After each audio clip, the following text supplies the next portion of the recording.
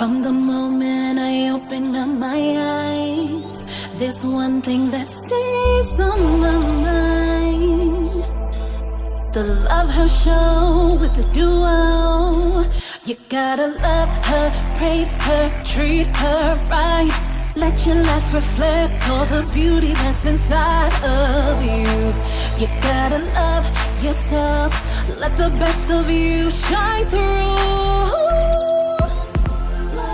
Well, hello there. Welcome to the Love Her Show with the duo. We are back. Yes, I'm Kelly Fisher. I'm Tana Gilmore. And together, we're the Matchmaking duo. Well, come on in. We are back again on this Tuesday. For episode 21. Episode 21. Yes. I have to make a note of that. We're doing it. We are doing it. We're doing it. And we are dead dog tired from the Essence Festival. We flew in today. Yes. How about we flew in and we had about an hour and a half before we had like back-to-back clients all evening. Overachievers. However, our first client, we were telling her that we just flew in and she was like, What? She was like, what on earth? We're like, yes, an hour and a half ago. Yes, but the good news is we get to take tomorrow off for Independendence Day. Which we should be doing anyway. Gosh, yes. I mean, we need to have some company holidays. I need somebody's cookout. So find me on social media and send me a rib bone. Where is the rib bone? I need a rib bone. Well, shoot, after all that food we had eaten this weekend. We don't need a thing. We need water and cucumbers. We do. Ooh, we had so much creamy sauce and Cajun shrimp. We were just saying, we are not good for each other to be accountability partners because we'll look in the mirror and say, how did this happen? You know, I'm the first one to say, I don't know how this role got here unexpectedly. She's like, what do you mean unexpectedly? You've been eating everything. But then we're like, ooh, that place looks good. I only have creamy Creole Cajun shrimp spicy. And grits. And I'm all for it. So we just march over there. So can one of you just be our accountability partner to keep us and say, you know what, you don't need to eat another thing. We don't need to eat another morsel. Nothing. Of anything. I'm like gritting my teeth. We don't need to eat nothing. We've eaten. And I had this bun in my head all weekend, and I was like, my cheeks are spreading. Oh my gosh. But it was good going down. Why are my toes swollen up? Oh my.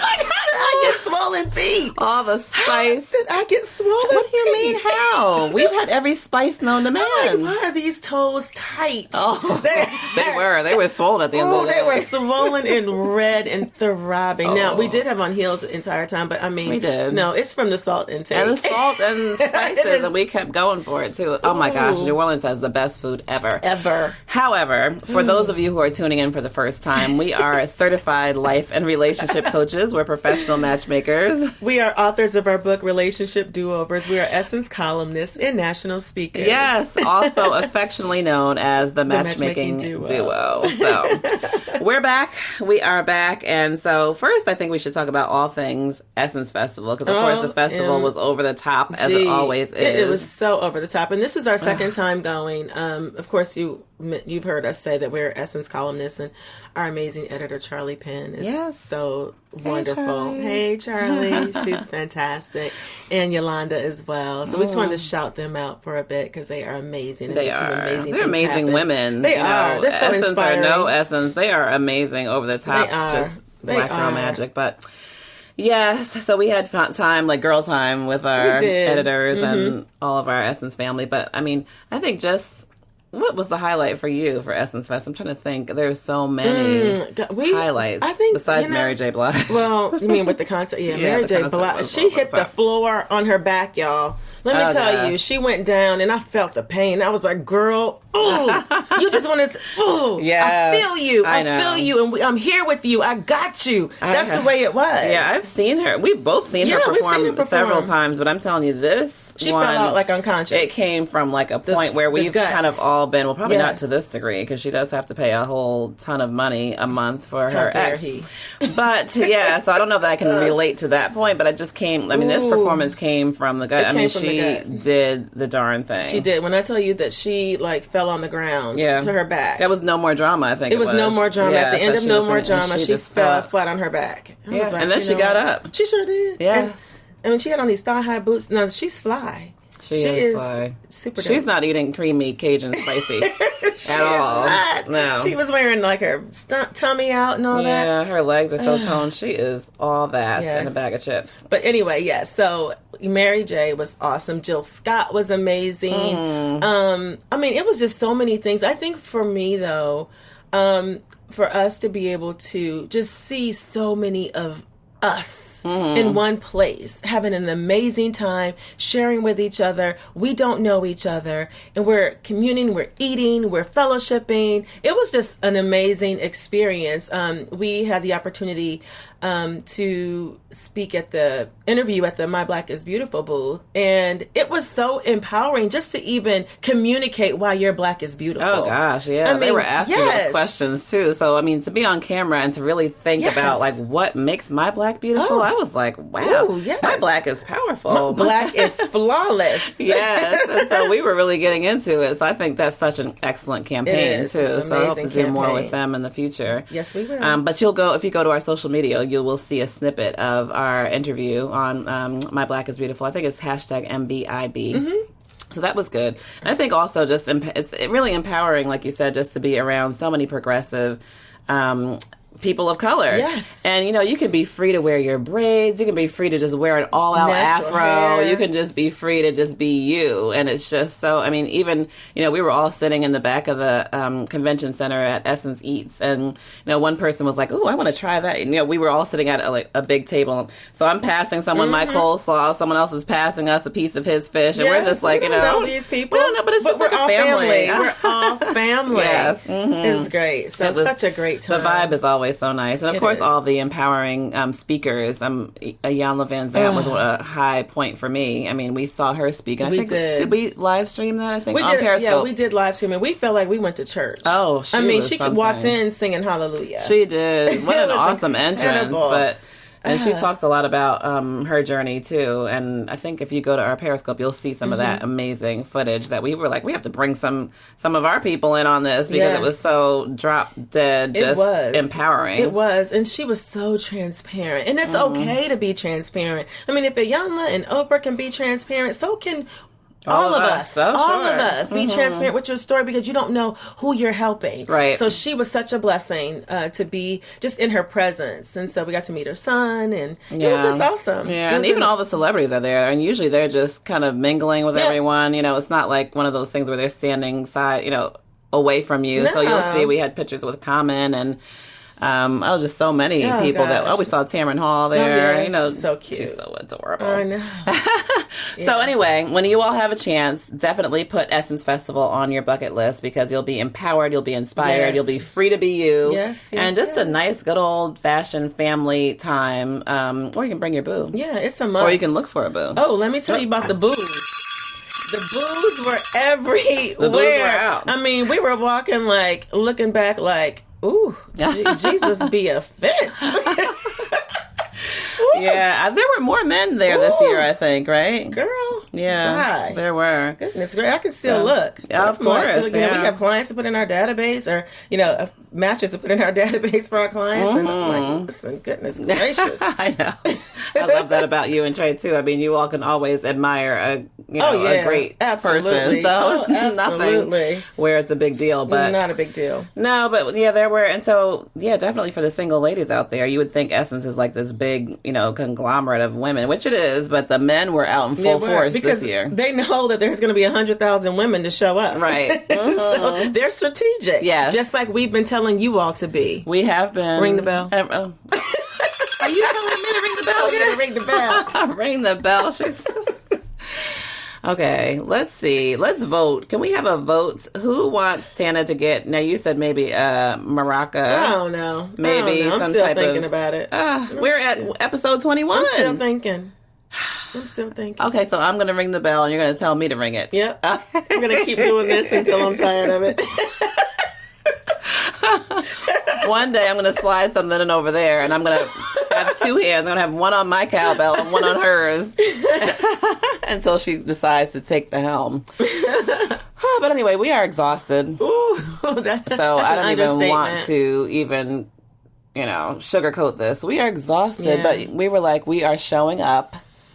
Because one way or the other. Because we promised. And we love to do this podcast. So just know that we're probably tired and silly. So if we don't make sense, you know what? Just give us a virtual hug. Like one eye is closed and the other one has a toothpick keeping it open. So if we start mumbling and stuff that makes sense, don't hold it against us. We are really smart. We just... Not today, though. Not today. If you can give us a pass, it would be most appreciated.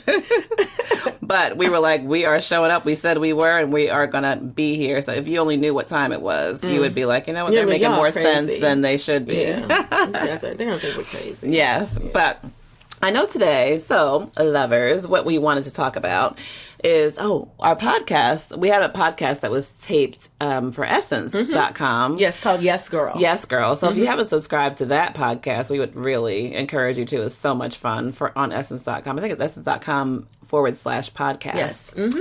But so our latest podcast interview was about, why you should hire a matchmaker, which we thought was so much fun. So fun to do that. You could hear that. So we thought, well, why shouldn't we talk about today on our podcast, just to kind of piggyback on that, some of the myths about matchmaking, because a lot of people don't even know what matchmaking is. So you can hear more about what it is on the podcast of Essence.com, but then you can also hear about some of the myths from us. Maybe we can just continue the discussion a bit. We can, and we want to dispel some of them too, because you would be surprised how many things we've heard, and we're like, where did you get that? I know. Who told you that? You just want to ask them, who told you that? And please tell them to stop, because it's not true. Stop it all around. Stop it. Right.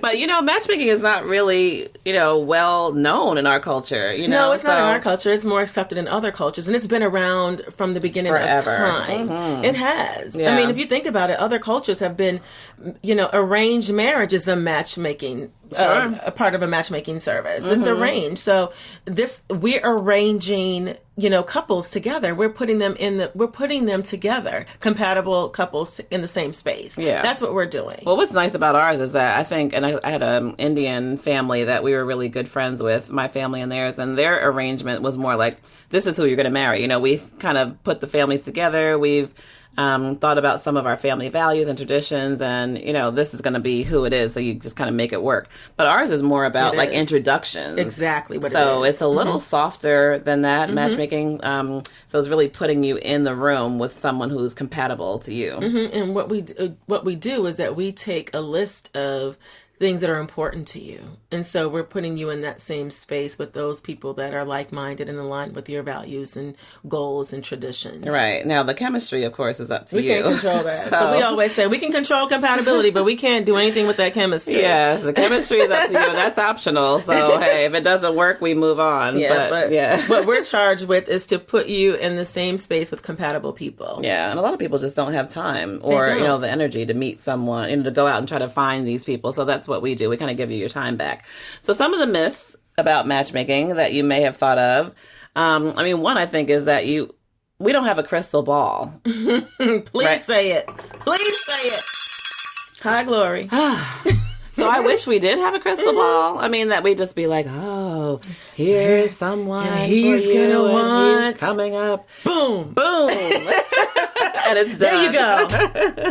And there's smoke flying all over the place. We're not magicians. So we don't have a crystal ball. So it really takes work and it's a journey, this whole process of, developing who you're looking for, what you need versus what you want. And then really putting you in the room with someone who meets those needs and is compatible. And I would say also that, a lot of times the way we source is different. We've helped other people, find, ideal matches online, or they may have their own online profile and we may happen to see, to help them with that. And so what we've heard is that they were like, online dating is, everybody's scary and creepy and perverts. Are you kidding me? That is not true. That is false. Gems online. There's some gems online, ladies. There's some gems online. We found professional athletes. We found, some coaches. We found professional CEOs. TV anchors, everything. So that's false information. Don't think that. I've said it a million times. Here, I met my husband online 17 years ago. We've been married for 16 years. So, and he's not creepy. I mean, sometimes he might be. No. But, he's a great guy. He's intelligent. I mean, all of those things. So, no, that's not true. So we don't want you to believe that. No, and we only do online for some of the services that we offer. So it just depends. We have different tiers of services that we offer. It depends on how much how involved we're going to be. But so that's just one level. But no, online is not creepy. It's just a matter of time, the time that you invest in it, and also I think the way that you put together your profile. Mm-hmm. That's the part. That's the part which we usually help with. So the next thing is that. So that our database, a lot of people think that we just have millions and millions of people in one area that are looking for exactly what you're looking for. And that's false. That's not true. It's a myth. So, and that's for any matchmaker. I don't care how extensive their database is. Just because they have, a concentration of available men in that area doesn't mean that they are all looking for what you're looking for. It doesn't mean that they're all in your age range. It doesn't mean that they didn't get into a relationship since the last time we reached out to them. So we have to continually build, like an Essence Festival, having conversations, putting people in our database from all over the country. We have to continue to build on that. So, I think it's a combination of who we have in our database and then also going out and sourcing for additional candidates. Absolutely. So, yes, that's such a great statement. The other thing is what we've heard in the past is that, matchmakers, they pay these men to go out with you. False. That is people. So that false. Is so that false. Is so wrong. It is wrong on every level. Let me tell you, we've never paid $1. We've never given an allowance. We've never offered a per diem for any ridiculous. of our matches to go out with our clients. First of all, that's against the Code of Ethics, which we follow, the ICF Code of Ethics, which is the International Coaching Federation Code of Ethics. And that's something that we don't do. So, I mean, for someone to even make that statement based off of, maybe their experience or all matchmakers, but the people that we know and our colleagues and in our inner circles, no, we don't do that. We don't operate that way. And here in our business, we've never, ever done that. And we won't ever do That's that. Ridiculous. Because here's the thing. Even if we paid somebody, first of all, we're paying them. We need to charge a lot more than what we do. We don't have enough in the budget to pay somebody, to pay everyone to be in a relationship, or something like that. No, your success is our success. And we take that to heart. I mean, we want you to be successful because, again, we're successful when you are. Yeah. So, and I think one of the things is, for our industry, and we're certified matchmakers, so we belong to the Matchmaking Institute.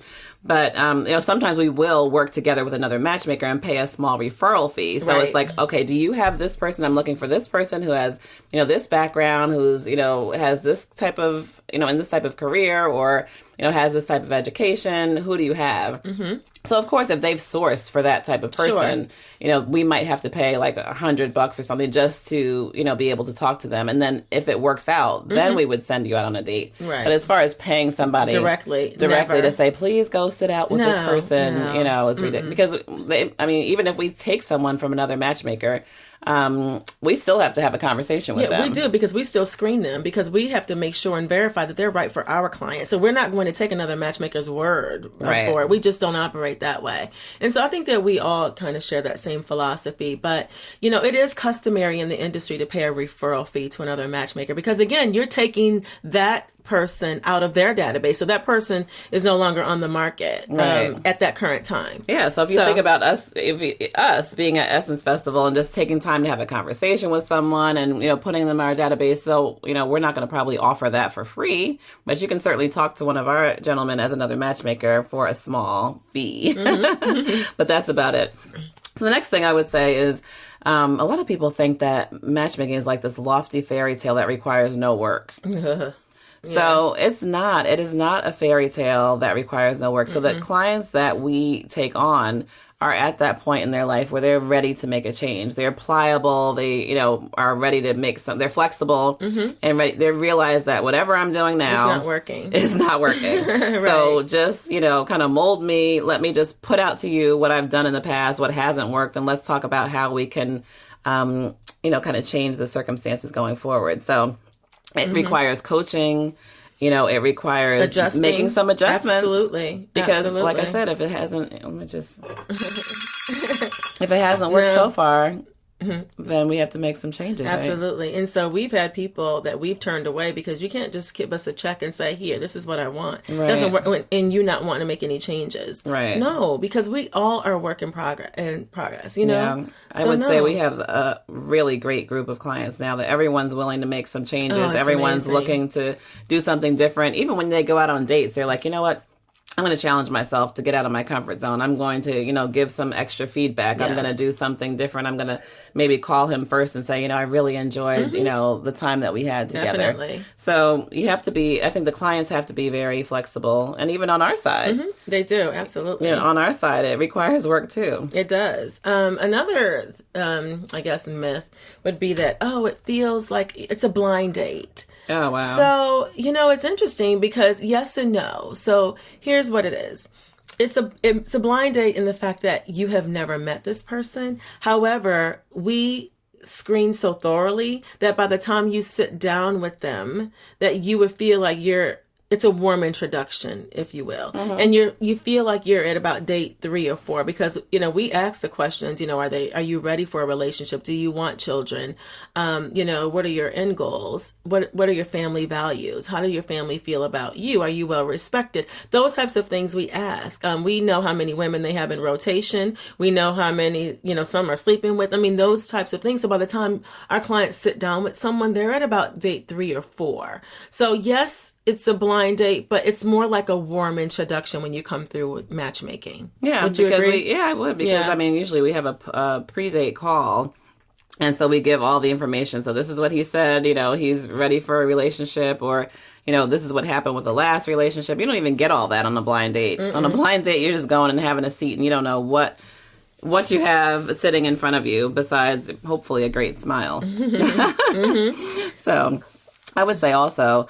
One of the myths that a lot of people probably think about matchmaking is that it's just like one and done, which we've had before. Yeah, we've had a couple times, actually. One introduction and then it's just done. But usually it's more of a journey. So, within the process of dating, which we really need that feedback of, getting into dating and seeing so many of our clients have changed their mind. Yeah, they have. So come back with their different, criteria. Yeah. Because, when you think about it, if you haven't been on a date for, 5, 6, 7 years and, maybe you've suppressed the fact that you want to have children and then all of a sudden you start dating these amazing guys and you're like, you know what? I realize that I do want to have children. Can you just adjust that? In the search criteria or... And we will. We'll adjust it as many times as we need to because you don't really know what you want until you have some experience, until it's practical. So when you're out there dating and, 3 or 4 dates in, there's so many things that may change about you and you've changed over the years. Right. I mean, how many times have we had clients say, I need someone who's extra tall.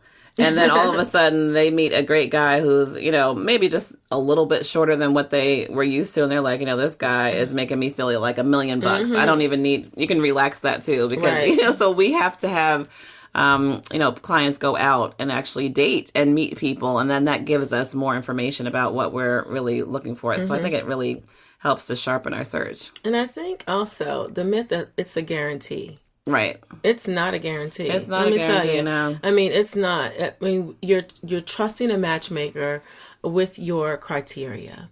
And we do the very best that we can. I mean, Kelly and I always say that, if we can't send him out with our family, our sister, then he's not going out with our client. So, but here's the thing. There's no guarantees in matchmaking. There's no guarantees in life. So just so you know. So if any matchmaker is telling you that there's a guarantee, that's inaccurate. No, they're not being honest. And we've been fortunate to have a pretty high success rate, but I think sometimes it takes more time than we would have anticipated because again, this is a lifelong decision. You're looking to really get to know someone in a committed relationship. So we can put you together and then with 10, 20 people, and if there's no chemistry, what are we going to do about that? We're not going to have, force you to stay with someone where you don't feel there's no chemistry. However, we've also had, I think, the flip side where we've put clients out with amazing people and they're realize that they're not even at a place where they're willing to be vulnerable enough to move forward. Yeah, and they'll pause it and come back and say, you know what, I need to work on some things with myself first, and then I'll be ready in about 3 months. Let's work on these things because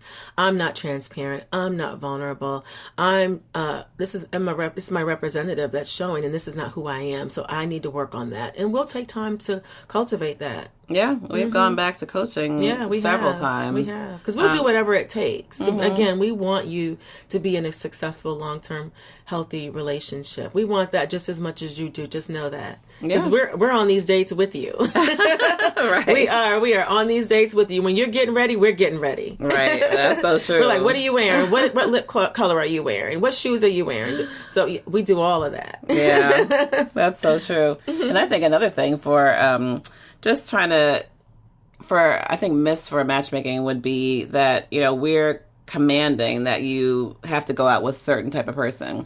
So I think we're more flexible than you would think. So we're actually convincing you or trying to encourage you to, go out of your comfort zone. Yes. Go out with someone from a different ethnicity. Go out with someone who, maybe doesn't fit the bill of what you used to want or what your family might want. Absolutely.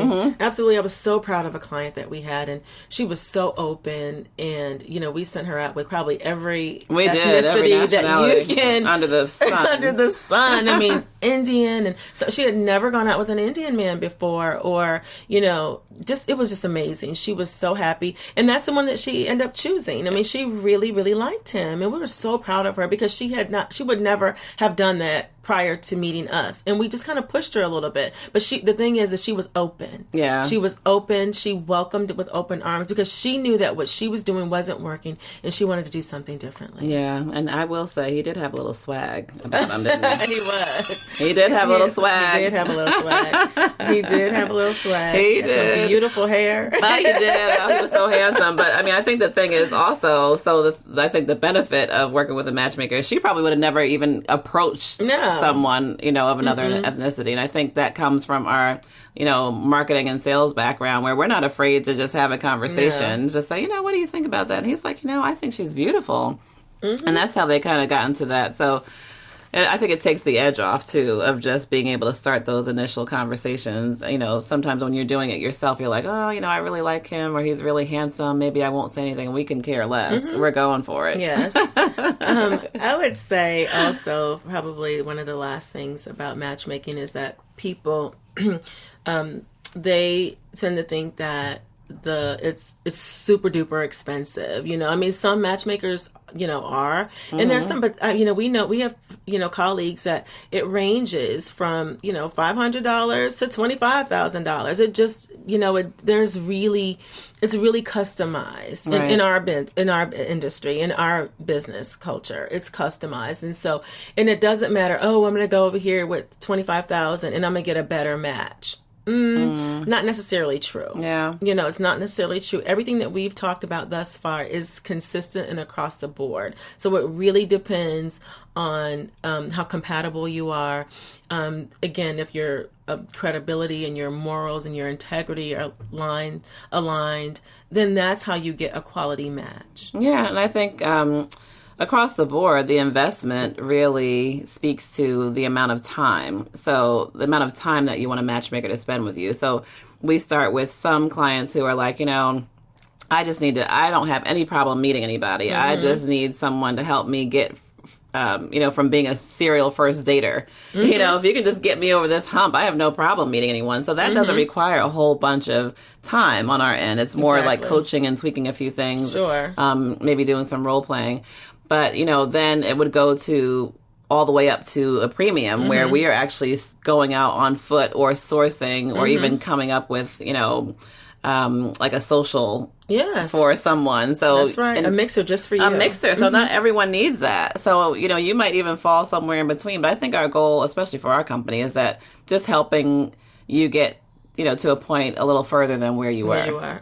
So, absolutely. If we can just help you get over that hump, whatever that hump is for you is so important. Yeah, and we've been successful at it thus far. So it's been a journey. It's been amazing. It has. And so we hope that you've learned something. I know that many of you are probably thinking, how does this matchmaking thing work? I know, because we always introduce ourselves as matchmakers, and do people really know? So, you have a double dose this week from our podcast. And Yes Girl podcast. So now we hope that you're clear. Yes. We hope that if you're considering it, that you would contact us and consider the duo, because we would be happy to have a consultation with you. Definitely would on our website. So our website is thematchmakingduo.com, and our social media is The Matchmaking Duo. Yes. And at Matchmaking Duo at Twitter. Yes, and make sure that you follow us and follow our journey, because we did try to post more at Essence Festival. We tried. This time. So we tried to post a little bit more about all the things that we were doing.